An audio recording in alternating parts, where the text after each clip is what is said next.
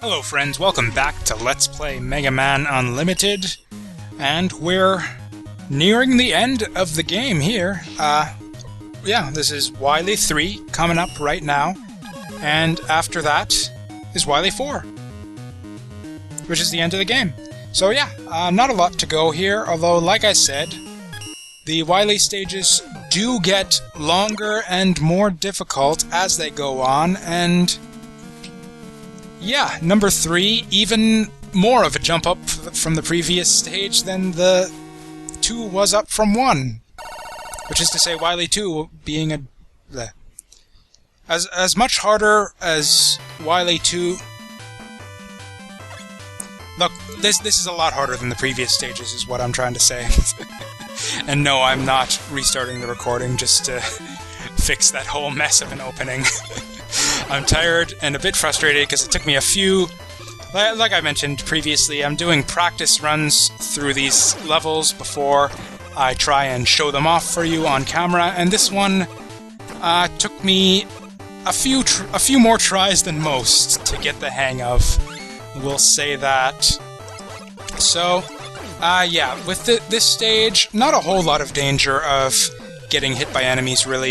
Or getting killed by enemies, I'll say.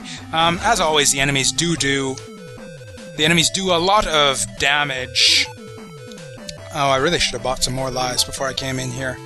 But your main hazard here is, as usual, instant death spikes, and the gimmick in this stage is, yeah, gravity reversal, which is, you know, kind of a neat trick, actually, and I have liked it in Mega Man games where I've seen it. You might recall we saw this a bit in the alternate path through Tri-Nitro Man stage used this exact same gravity reversal gimmick.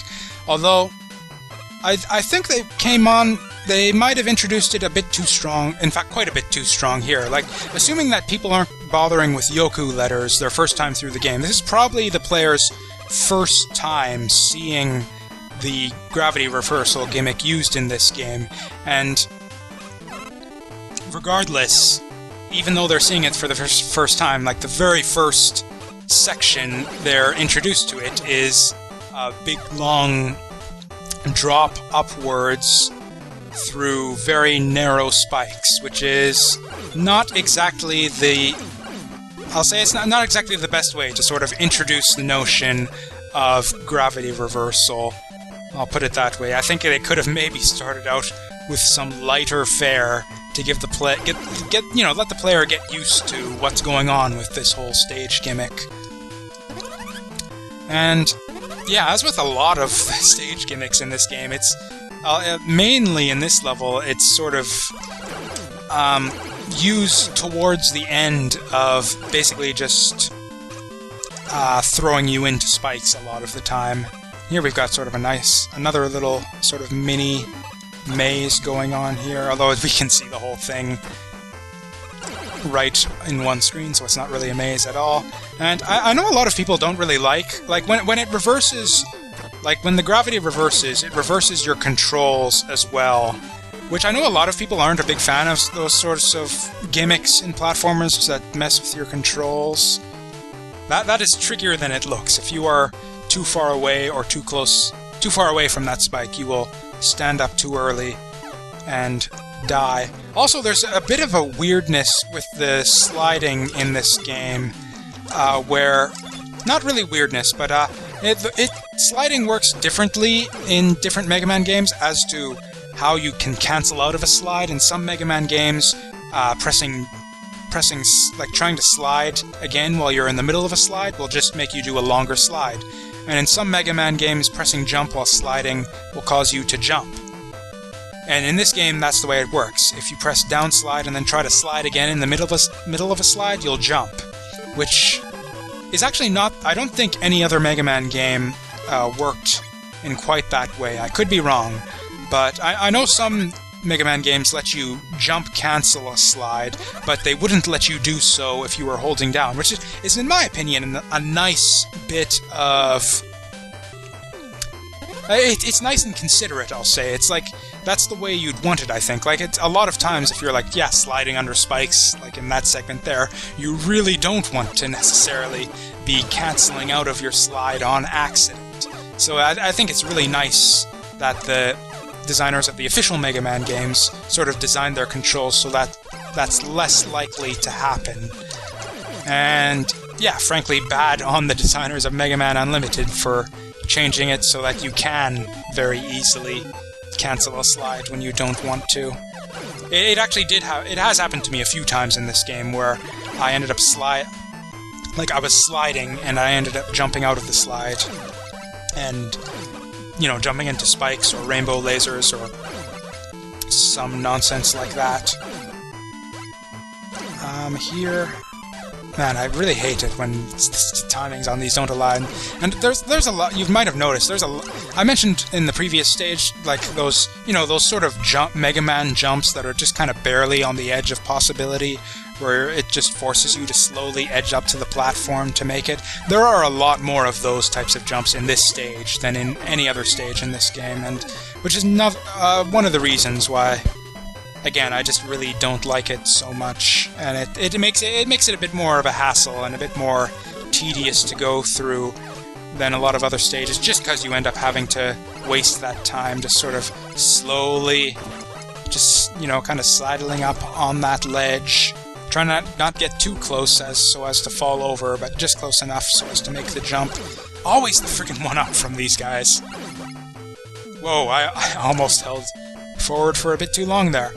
I'm actually really impressed with myself for having not died so far. And here, where I think the level goes into a bit overkill, so we've got the gimmick from Yoku Man's stage, disappearing blocks and disappearing spikes as well, which is maybe a bit too much in combination with the upside-down gimmick. It can be like a real pain to sort of figure these out.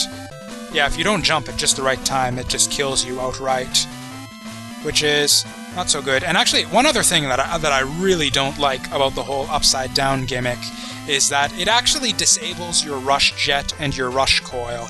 So yeah, for tricky sections like that where you might think, oh, this is just a pain in the ass, I don't want to deal with it, I'll just rush jet or rush coil through, you cannot do that in any of these upside-down segments. Rush jet and rush coil do not work when you're upside down, so you have no choice but to do these sections legit. Which, I don't know, I mean, yeah, I'm pretty sure it probably wasn't a programming thing, like, like he's reversed the gravity on the power-ups and the enemies and everything in this level. I'm sure he could have reversed... Actually, I don't think that gravity's reversed on the enemies, now that I think of it. But still, I mean, come on, it's 2013. I'm sure that he could have reversed the gravity on the rush coil and rush jet if he wanted to. So frankly, I think it was probably a design decision where he just didn't want you to be able to cheese your way through these segments.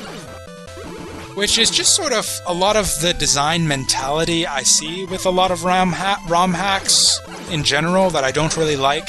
Just that sort of mentality that this is my level and I designed it a really specific way. Like, I've designed like a specific challenge, and here's just some nonsense where it's, yeah, like that freaking gravity switching area might as well be a line of spikes. If you hit it, you die. It's just, yeah. I haven't minded most of the I kind of complained about the bit with the disappearing blocks, but I didn't mind it. There's like, in general, the gravity switching gimmick is used to decent effect in this level. I just hate it when they do shit like that there, where it's just, yeah, there's no function whatsoever other than to force you into spikes, which is just like, why not just make them spikes to begin with and save yourself a step? There's just no creativity whatsoever in using them in that way, or you're wasting the potential of the gimmick, I'll say. Ooh, this is a bit nasty.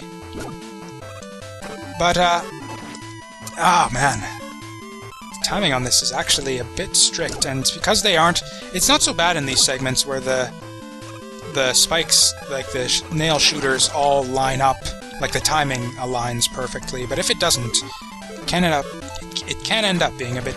Ooh, I've messed that up horribly. It can end up being a bit tricky. So yeah, definitely... Oh man, I am just... What was I even talking about before I started? with this whole nonsense here. So actually, one thing, I don't think I showed off Yoku-man's attack at all. It's pretty neat, actually, and very useful. You can use it, and oh, it doesn't even retrieve it for you. It just sort of collects it for you, I guess. I thought I remembered it being like a sort of boomerang type thing where he grabs it and brings it back to you, but you know, that works too.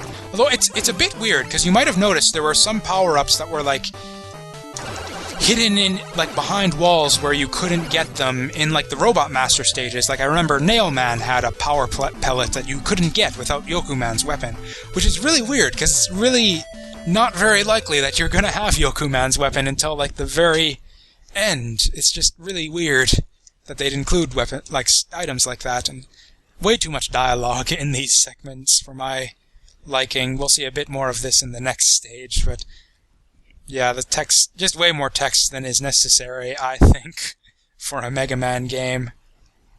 I don't know what, and yeah, the mysterious, Wily's mysterious robot captor is revealed to be Bass. Ooh, nothing, not too surprising there.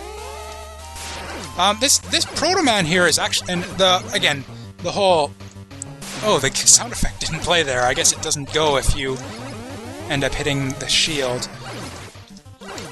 So and again, I really don't want to die here, or else I'll. So I'm going to use his weakness, which is Yoku-man's weapon, which makes this actually a bit of a difficult fight if you don't have the right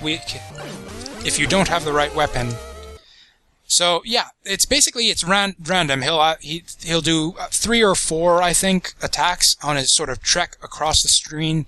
He'll either, I think he always does 3 jumps and a slide, but I believe he does them in pretty much random order, as far as I've been able to tell. Which is really, really difficult to deal with, actually, because you have no idea if he's going to jump or slide. Like, if he jumps and you jump, you get hit. And if he slides and you don't jump, then you get hit. It's like a complete guess as to whether or not you're doing the right thing to deal with his attacks. And they're way too fast. Like, you can't deal with it on reaction. Although I guess you could technically maybe wait for the slide, and then you'd know that it's safe to slide under him. I'm reasonably sure that he always does 3 jumps and 1 slide, or 2 jumps and 1 slide. I don't know exactly. Or you could just always guess jump and be good most of the time, and just dodge his attacks enough of the time to sort of win the damage race with him, as long as you're dodging his charge shot. Anyways, it's a decent enough boss, I think. I kind of don't like the randomness, but it's not too bad. And it sort of makes for a bit more of an intense fight, which is appropriate, I think, for Proto Man. So, a decent boss fight. Not an awful stage, again, just kind of really long and aggravating, and a big hassle to go through, especially your first time through.